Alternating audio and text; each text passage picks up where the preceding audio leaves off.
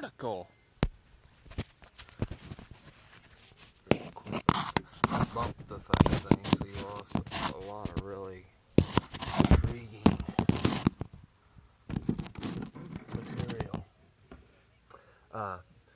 Real nice maple tree over there. You become appreciative of icy things. You kind of become appreciative of the fact that ice water is a bit like crack. You don't always need it, and you're ready to go back for one more shot of that. Goodness. We got this ironic task today where we're removing shade from above us. So I thought we would talk about some things, and we did. But it was just me. Anyhow, when I first came out here, I didn't have the LL Bean with me. You might hear some little high notes or something over there in the distance, the radio. I found out, by the way, I can't pick up AM bands while I'm charging a cigarette, while I'm using the cell phone or the USB charge aspect. It creates too much friction or whatever. We had Dave Ramsey for a second, and then it was just he was talking about a bird in the hand and 800,000 in the bush. Making offers and stuff, I don't know. Anyhow, I flipped from there over to FM thinking, well, maybe I can pick up local bands. Sure enough, or take me to the other side.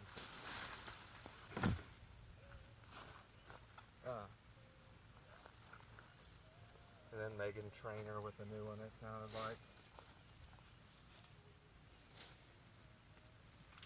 It's just funny because whenever we've had a lot of instances where flash forward, you got me saying, you motherfuckers up there at that radio station playing songs you play 7 times a day because I'm out here cutting vines on one side of the fence and I'm pulling them over the top and I'm going to shave them there. Why don't you employ this little mechanism for something that'll do us some good rather than push forward my belief in some higher power?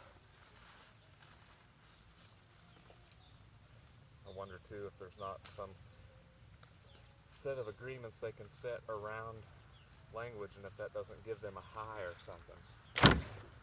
I've wondered sometimes if the red and black crossover is like, you don't need that stuff, just agree with us and contribute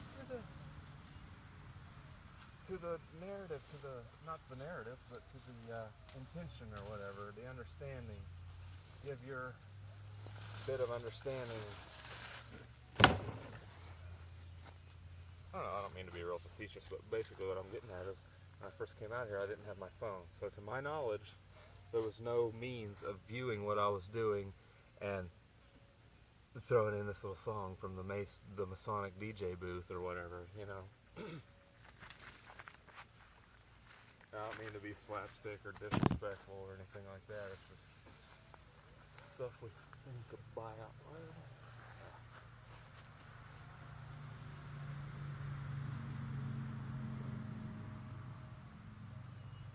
By the way, product review. Some of you are weekend warriors and you're in a house that was brand new like 12 years ago. And you probably will be okay with the Black & Decker triple set. These are the owner's nippers, loppers here. I've got the Black & Decker loppers, and honestly, they've cut well. But some hand clippers.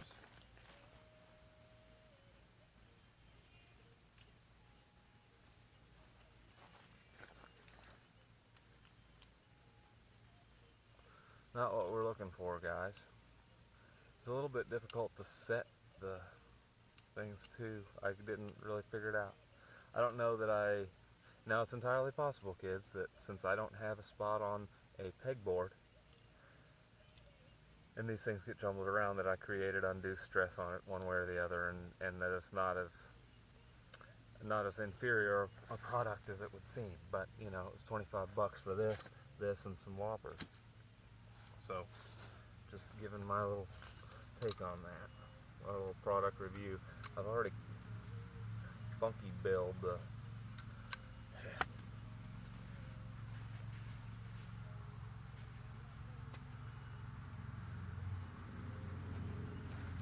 So anyways, what I was saying is there was no way that I could tell, it's readily apparent, for me to have something on hand, which has been a common theme through this whole thing where we're talking about influence from the internet and stuff, people spying on you and shit. Well, I've always had a Twitter page or something like that going where these synchronicities and stuff, these crossovers where you can't quite be sure if this means that or this. I'm sure that gets into the Tower of Babel myth or whatever.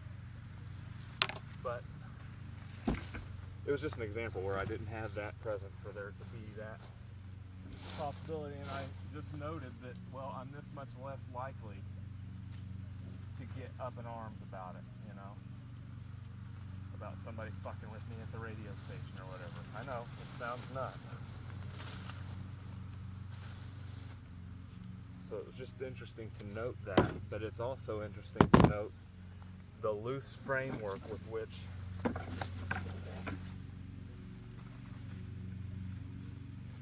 popular entertainment is allowed to filter through to you, and certain things could get hit on.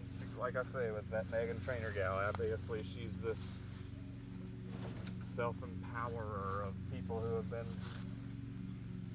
Marilyn Monroe-sized down into heroin chic Heidi something or other, you know.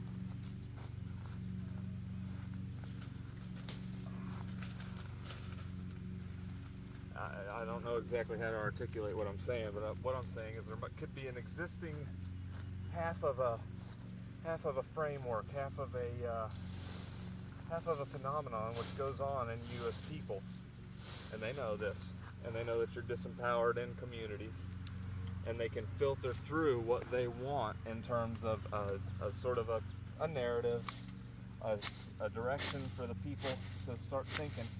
Well, they can start throwing in little bits and pieces that will lock in with your little half of the geodome, you know, the monkey bar things, or what? Not the monkey bars, but you know, that dome thing. Kind of how I picture it. Well, then it can start to sync up and start to make you feel like you're tuning into some vibe or something. Whatever. Sorry, folks. We got lucky squirrels. I understand there's every possibility you don't exist as human beings. You fade off from existence if you don't have lucky squirrels. And by that we mean class systems, people with $1 million while other people got jack shit. But other people got the ability to still live even though they don't have $1 million. So, or you know, in certain cases like there's disabilities and stuff that we can provide comfort and living standard for people that we couldn't before. I say we like I had anything to do with it, but you know what I mean. And oftentimes what we're coming across, kids, is something which oftentimes would seem to be a set of circumstances that's good enough in the immediate time for the people present or whatever, but we feel like there's this overall deception going on. Probably one of the best ways to deceive somebody is to give them something they like and leave out the part that they're missing or whatever. But a common theme as well could be coming out that says a big part of that second aspect where we re-guess, we re-recognize that there's something else still missing, could just relate to a 10,000 or 100,000 year cycle where it's got to play through these things and it can't serve you as an individual just yet, if ever. I don't know. I wonder if a lot of people's, you know, big moment where everything changed or whatever, lots of times you hear about it through social trauma or meeting a wit's end or whatever. And in other cases, it could just be sort of an exuberant thing where you're double rainbowing all over for no real apparent reason, but you've got a running dialogue in your existence, which makes that significant. Well, I wonder how much of that moment for a lot of people is getting to the core of what it is to be a human and realizing we're this far into a big communal, interdependent 100,000 year shuffle or something where it's never gonna, where, you know, then you track off and you start to encounter all these things and you come to this conclusion that it's best to just do the best you can and let life carry on, when in actuality you wouldn't even have the same problems to butt up against in another 50,000 years perhaps, or 40 if they had started using their freaking heads back when the TV came out, like they say, and said, whoa, I'm way behind here. I need to not stick 4 more kids at the back of the line, you know? Instead, you get some kids, and then you get some fucking green refrigerators and orange wallpaper. You think you're doing all right. Especially if you got dinner guests and shit, you know? So, anyway, that's where we're at on How's This Mini. I'm going to get in here and get lit.